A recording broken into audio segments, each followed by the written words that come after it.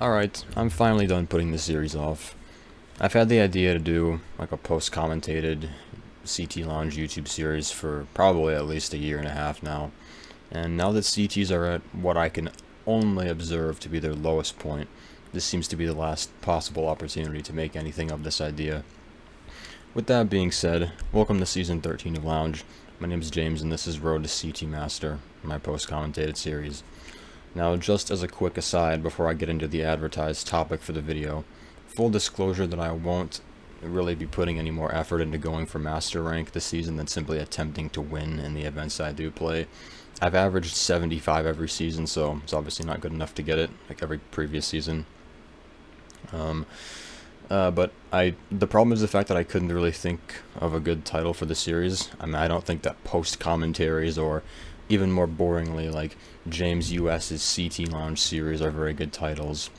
And I mean, although I don't desire to be thought of as an MKW content creator with an emphasis on the current perception towards the nature of so-called content, which I'll get into further in the video, it's still a nice idea that someone could in the future search up MKW Road to Master on YouTube and happen to stumble upon this series.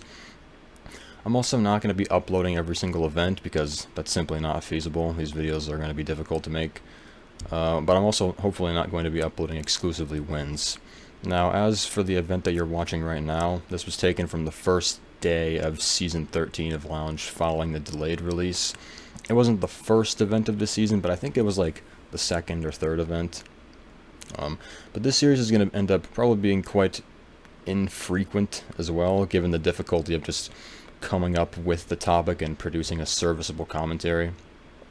Now, something else I need to preface this with is that commentating for the length of over half an hour, I'd estimate at least around 35 minutes per video, since CT events take a lot longer than RT events, is a very difficult feat, even for a topic that does lend itself to a lot of discussion. So I'm going to go out of my way to attempt to explore every branching tangent of a topic, which is something I do anyways, because it's just how I think, and neurologically speaking. You can chalk that up to me having an autistic brain, I suppose, but suffice it to say that it's not going to be possible for me to completely ignore the gameplay. I'm currently watching my own gameplay on screen, especially considering that I'm going to be commentating the series, like I said, while watching the screen, so that I know how much time I have left in the episode and I can gauge how much I can get into with regards to every topic on my itinerary. But with all of that being said, I am going to be remarking upon the gameplay whenever I feel that there's something I can add. Like, not every back shell hit and blatant fail deserves for me to break my concentration on the advertised video topic, because you're presumably watching the video and can just see for yourself what's just occurred without needing it to be spelled out for you. That is the entire express purpose of the series, after all, that I'm not just going to be live commentating, but post-commentating the gameplay. But with all that being said, I would like for this Lounge series to contain frequent references to my thoughts on Lounge as a game mode and a ranking system, so that even if the topic of the video doesn't interest you or doesn't resonate with viewers, then there will still at least be a minor amount to take away from each video in terms of MKW in and of itself. And I certainly have no shortage of topics that I'd like to discuss within the series, but there's one that I felt that I should start with before I get into anything else, as a result of the fact that it essentially exists on a meta level, and it wouldn't be a very fitting topic to put in the middle of an ongoing series. I can define myself by the kinds of topics that you'll see going forwards, which will probably make this video seem quite out of place as I start to find my groove, but for now, this is what I'm starting with. As an aspiring MKW YouTuber, once again, as opposed to a quote-unquote content creator, for the first video in the series, I'm going to be discussing CT MKW content, even if only for a brief period, because there's not much to say about a sub-community that just has less content made for it. As well as, later in the series, MKW as a whole. Also, you can watch me get fucking destroyed right here. The sniper becomes the snipey. Unfortunate race. And then, yeah, goodbye everyone. I'm going to be discussing MKW content on YouTube, because it's been a very contentious and breathless topic of discussion amongst the CT community for quite a while. Now, over the past few years, there hasn't really been any kind of presence of any kind of CT videos for a general audience on YouTube. Now, I'll get into the nuances between what kinds of audiences I define within the MKW community later, but for now I'll just leave my working definition of a general audience as just what you'd expect it to be. The portion of the video where I discuss mainstream mainstays of the CT community is going to be relatively brief because it essentially starts and ends with just one player running one channel. When Lucas winded down his video production schedule in 2022, he created a content gap that still has yet to be fulfilled by anyone within the community. Now, some people may be on the cusp of taking that role, who I'll get into later on, but nobody since has really managed to fill that Lucas-shaped hole. I'm sure people will also point out that Emil did a lot for the community, which is certainly true, but his upload schedule was more spontaneous, and his popularity on YouTube was more of a byproduct of the fact he was the only person uploading top-level CT gameplay. His videos never really, pointed towards an ultimate goal in my eyes with any kind of long-term series. He simply uploaded what he felt like at a given time. There's no denying that it's still content and that he's still a content creator, but there's a difference in terms of the intention and the basis of the videos. For example, I'd never said that Emil went out of his way to produce his YouTube videos, for instance. His best videos, like his War vs. Team Leops video and some of his Russo X, lounge videos, are really just him, commentating while playing, or talking to his friends while playing and uploading, a slightly edited version of the recordings. Only minor editing is required overall.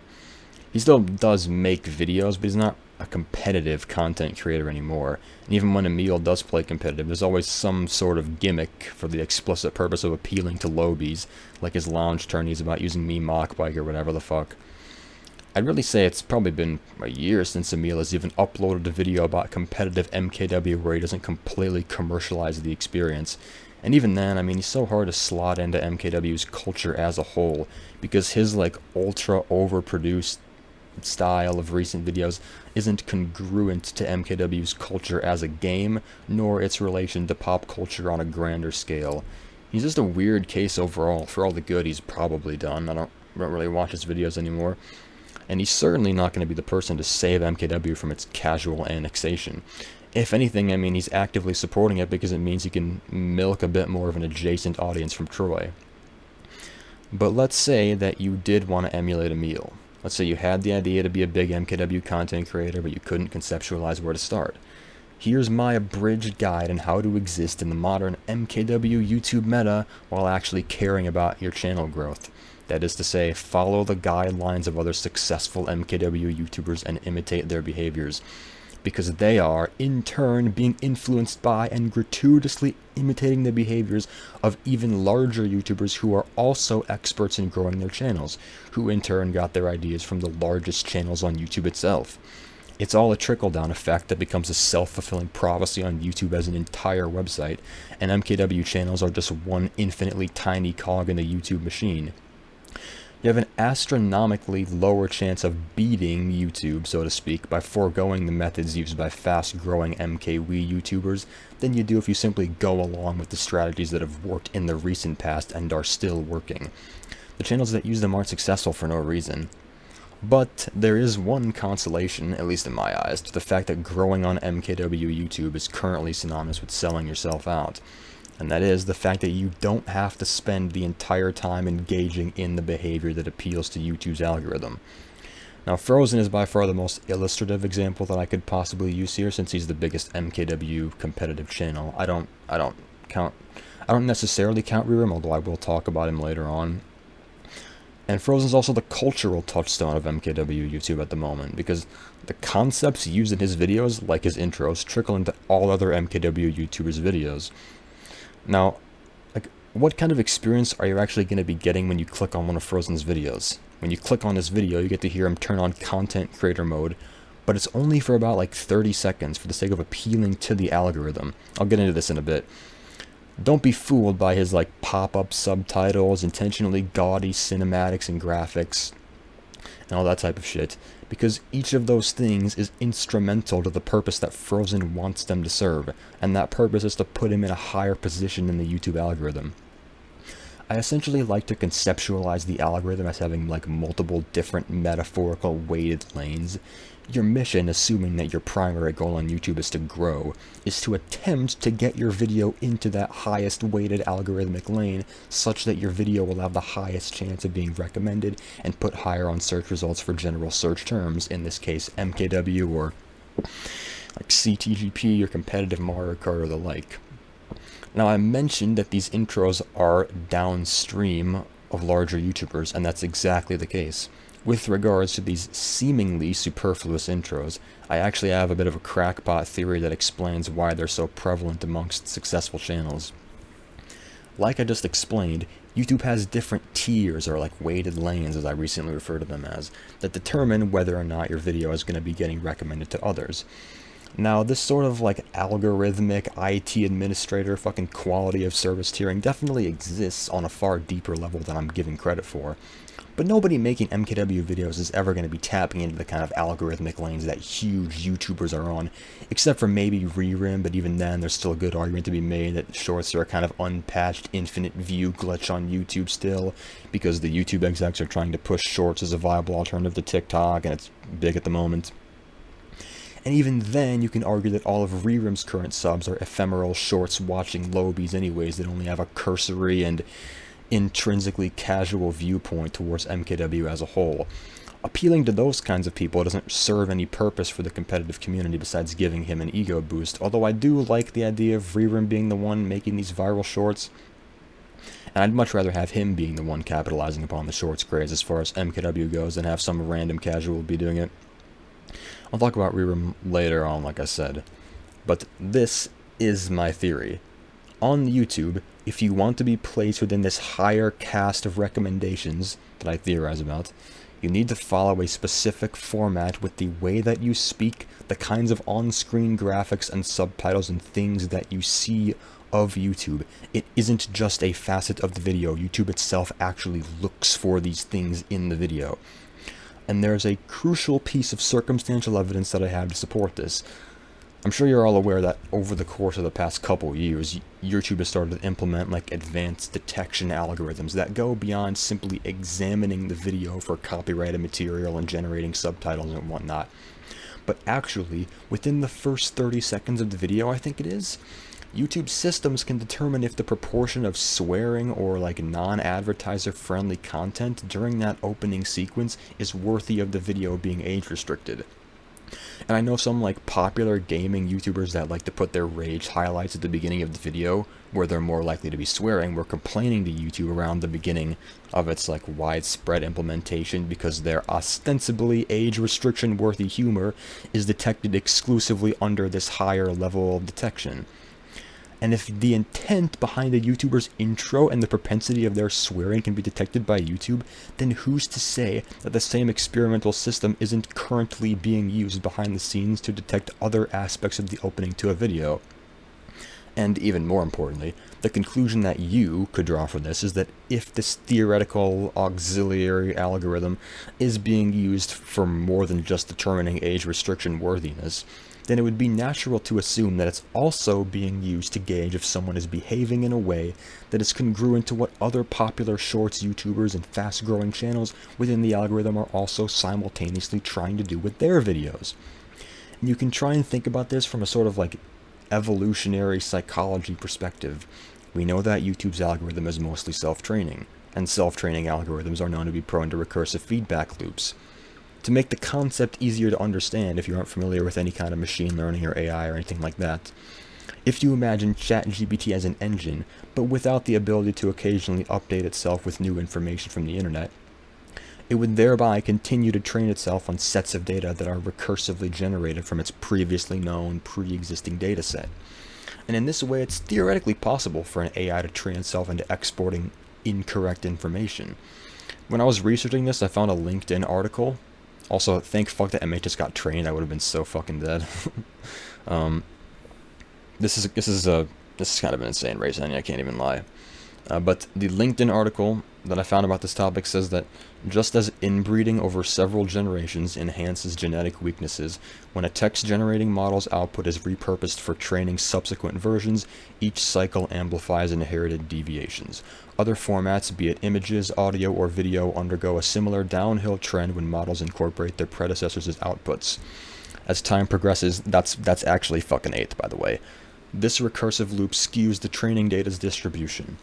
The rich tapestries of human creation regress towards an average, morphing into a monotone narrative." End quote. If that sounds familiar, it's because it serves as an interchangeable metaphor for what's happened to YouTube over the course of the past 2/3 of a decade.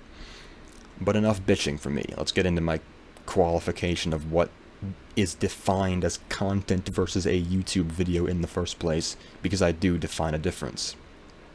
This might seem confusing at first, but it will help me to frame what I'm trying to say in an overarching context if you try to understand. Videos uploaded to YouTube of competitive CT matches, for instance, that are intended to be primarily viewed by other competitive CT players are not what I'm referring to when I say the phrase CTs on YouTube, or CT MKW YouTube. Because what I'm strictly referring to serves a different purpose on YouTube in videos that are never intended to transcend the small competitive CTL community, for instance. And I dislike the term content, but I am ultimately referring to it. That being the subset of videos that are comprised of competitive CT gameplay and are made for general MKW audiences at the same time. Like with regards to competitive CTs in particular, Lucas's Road to Emerald, Zilla's CT Lounge videos, and that's all I can think of at the moment. But people don't give enough credit to Lucas, I think, for everything he did for CTs as a subset of the game on YouTube. Without him, I think the landscape of CT content, still hate the term content, wouldn't have even, there wouldn't even exist a conceptual starting point for it. What Lucas uploaded was content in a way that, for instance, my CTL Season 10 highlight videos are unmistakably not content. My CTL Season 10 videos were intended for a specific audience, one which I believe I've pretty much reached full market saturation on, considering the fact they have almost 200 views apiece. And I have no idea why those two videos in particular are so popular, but Lucas's videos exist in a way that, some contextless view counts, couldn't possibly hope to encompass, because the intention, culturally speaking, behind a video is the most important aspect in determining whether or not something is content. There does exist a difference, regardless of the fact that it's still MKW, it's still competitive, it is the same game. That is a fucking crazy save. Winning music, by the way. There's a cultural difference between my CTL Season 10 videos and Lucas's videos, and even this video that you're seeing right now. One which I had to consider for a while because there does exist a difference in intention. It's difficult to, expound upon, but it's ultimately existent. I ultimately conclude that this series that you're watching now is different to my CTL videos from a cultural standpoint, specifically because it's not meant to filter out audiences that aren't aware of the underlying context. It's meant to be recommendation friendly, to tie it back into what I previously mentioned.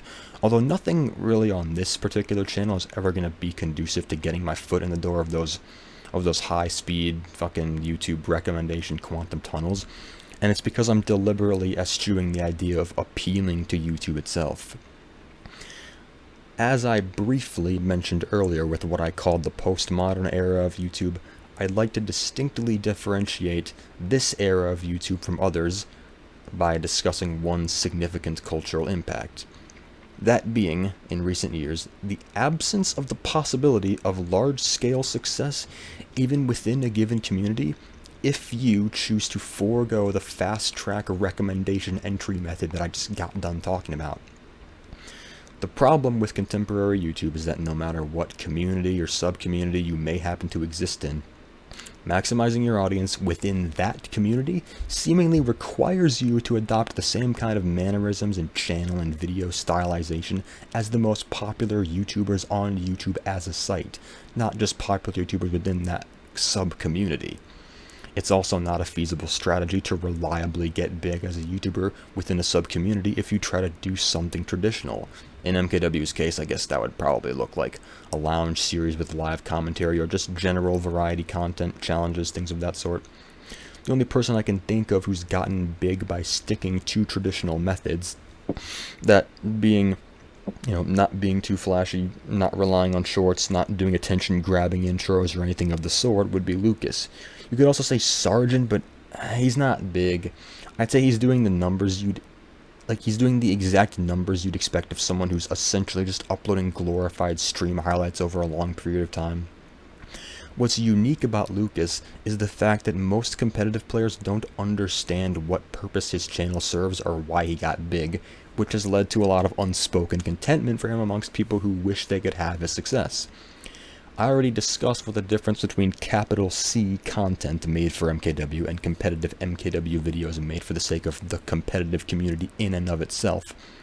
And I think that Lucas's detractors don't realize that they're erroneously conflating those two things. People who see Lucas's success in the community as undeserved don't realize that he managed to achieve something with his Road to Emerald series that hadn't been achieved by any other lounge YouTuber previously.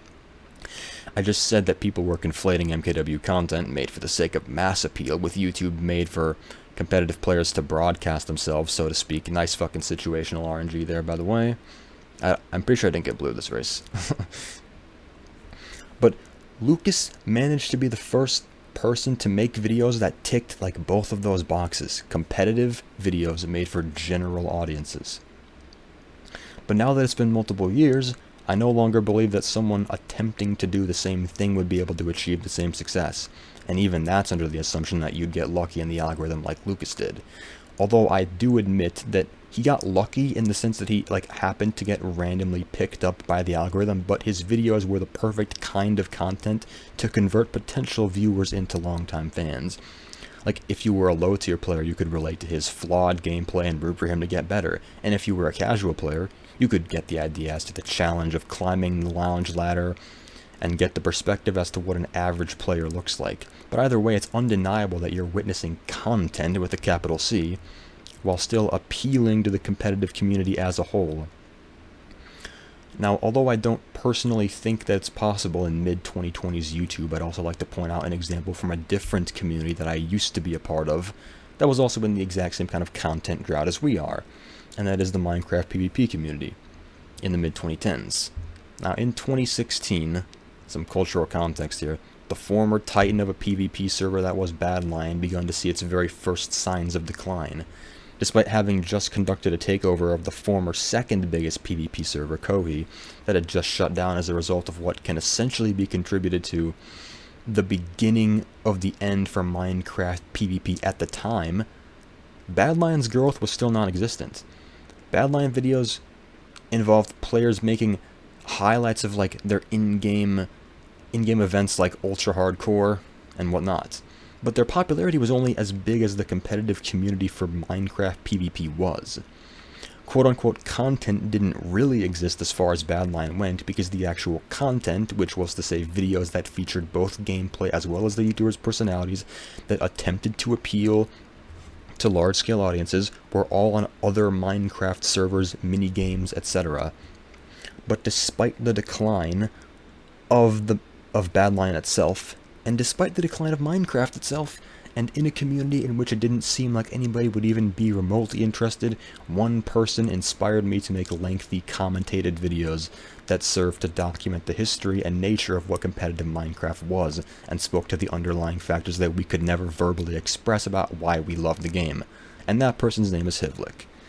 His series Road to Global Top, which took place in Minecraft's pretty much their 1v1 game mode, is still the greatest series of videos to have ever come out of competitive Minecraft, because his intelligence, knowledge, and respect for the community, as well as his general awareness of community trends and concerns, he was typically the second ranked player in the world, which is fucking insane that we got fortunate enough, so to speak, that the second best player in the world would also happen to be so helpful and contributive to a greater understanding of PvP as a whole,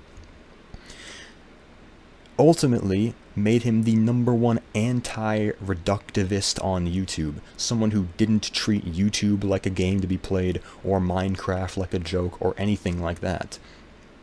And here's why: I don't think that anyone like him could exist on YouTube contemporaneously while serving the same purpose that he did back then in 2016. Because even just over the course of the past few years, the potential for someone who pays no consideration to current YouTube culture to gain any kind of substantial popularity on YouTube has seemingly reached an all-time low. The cultural codes of like YouTube, human psychology, YouTube growth metrics, etc. hadn't been cracked during the mid-2010s when Hivlik was making his videos and managed to attract a decently sized audience as far as Minecraft as a whole went. But modern YouTubers, on the other hand, are only capable of attaining as much cultural ground as authentic YouTubers lose, like a zero-sum game. And that was in the early 2020s when I'm making all these observations about things. I haven't like updated my fucking chat GPT knowledge about how unplayable YouTube currently is. Because Minecraft PvP videos from back then don't even appear to be the product of the same society that produces these like postmodern videos with flashy intros. Because, it isn't. Culture moves at a breakneck pace in the age of the internet. No longer do people even attempt to give off the impression that they don't treat YouTube like a set of rules to be followed. And that's the way it's going to be. Such is the nature of existence in the 2020s. But considerations like this are generally what I tend to concern myself with whenever I try to conceptualize culture or any greater social trend in general. But no matter what I occupy myself with, all roads still lead back to MKW. Because MKW is supposed to be this escape from this breathless rat race of current YouTube and gaming culture as a whole, because it's a retro game and there's nothing to be substantially gained when compared to any other contemporary video game that could be far more contributive to fleeting internet popularity. If someone like Zillow or Frozen really did want to be popular, as just a general idea, they wouldn't be playing MKW at all.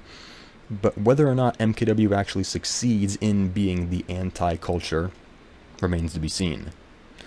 But with all that being said, I guess now is a good time to take a look at 3 of the top MKW channels and sort of conduct my own analysis of them, who I've already made reference to throughout the video, and all of whom also use all of the aforementioned growth strategies that I've discussed so far.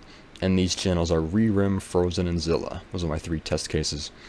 I'm even aware that there's like a Discord server by the name of like MKW Content Creators or something along those lines that shares tips and whatnot for how to play the YouTube game. Even people who probably don't fit the bill of a potential member of this exclusive club are still going to people who are in the server for advice. I think Kit like posted a screenshot of his DMs with Zilla asking for advice or something like that, since he's also trying to jump on the content bandwagon with the exact same kind of thumbnail and presentation style and whatnot. But suffice it to say that the 3 people that I'll be mentioning are representative of what MKW videos are going to look like going forwards, because they define the culture. But so as not to repeat myself, I'll be judging each of their channels on a basis of how well they fit this self-defined bill, that is to say, how well they represent traditional MKW culture, and juxtapose it with to what degree they each have to commodify themselves for a general audience. So let's first talk about Rerim. Now, I'm sure you'd expect me to make him the object of my like stuck in the past, postmodern YouTube mentality hatred, but that's actually not the case. In fact, I'd say it's noteworthy just how well he's done to commit to good storytelling and promotion of the forefront of MKW culture within his shorts, even while managing to maintain mass appeal and have these consistently viral shorts. I think one thing that's worth pointing out is that you can't necessarily blame a collective of people, in this case the MKW community in its entirety, for having just a few people attempt to overtly sell out. Rerim's shorts getting millions of views isn't a form of disrespect to the relatively tiny community that he's piggybacking off of, but rather a natural response to a dormant market, that being MKW content, with a great deal of untapped potential, especially right now when YouTube execs have so much market share to gain over TikTok with shorts, like I stated earlier, which is probably why they're being pushed so aggressively, algorithmically speaking, at the time. Rearum's shorts about bagging strats and like unorthodox online gameplay are the things you wouldn't be able to get from someone who wasn't an online player, and more importantly, someone who didn't have a lot of respect for the game. There's even an argument to be made that what Rearum is actually doing is bait and switching an otherwise completely unaware audience to the greatness of MKW as a game, as opposed to the more cynical view that it's just the other way around. Also, don't watch the next 10 seconds of the fucking video. And of course, he's corny, but it's really all just a part of the YouTube Shorts meta. Yet again, I wouldn't be surprised if YouTube even somehow has some kind of positive feedback loop wherein people who act slightly out of place will get more engagement in the form of comments and shit. Like, for every unnecessary sound effect Rearum puts in, I'm sure he's getting 50 more fucking comments on average, like, what the dog doing, bro? Of course, he's still doing a good job, and like I said earlier, it's a far more preferable state of affairs that he's the one making the shorts, because if you imagine the world in which someone from the casual community occupied the status as the most popular MKW Shorts YouTuber instead, then there wouldn't be any prerequisite understanding that you're watching someone who actually respects the game. It's self-commodification of the game on Rearum's behalf, but it ultimately contributes to an overarching MKW competitive zeitgeist on a platform which would be getting exploited and farmed for all it's worth, perhaps by someone far less capable. Now next up is Frozen.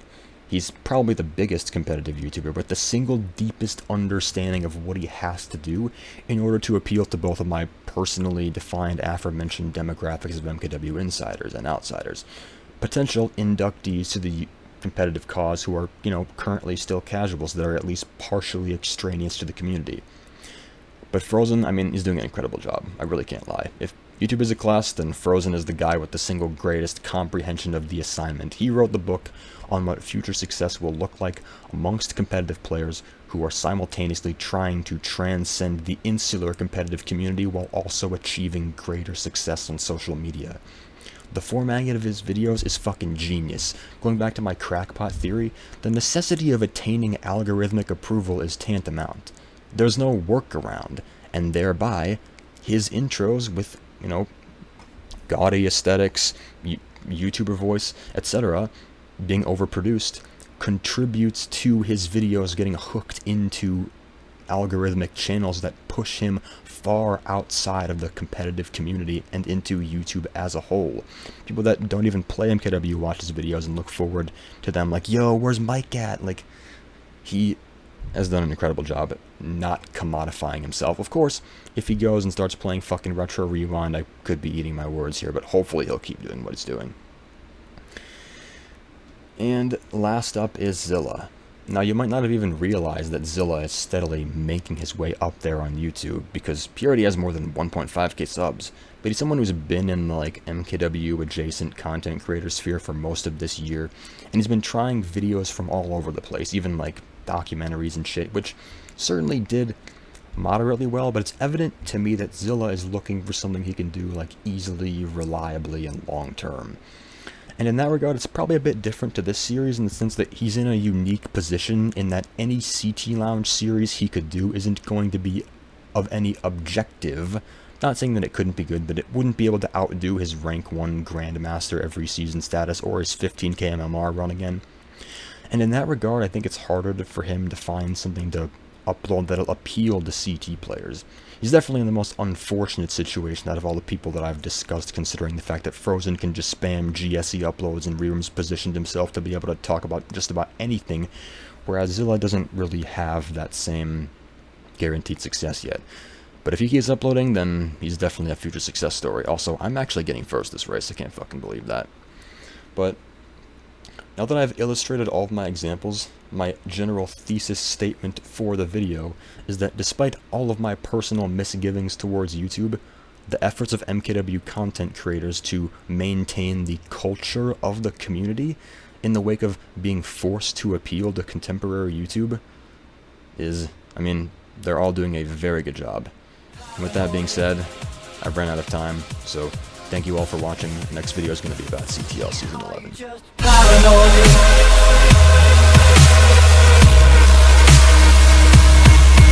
just paranoid.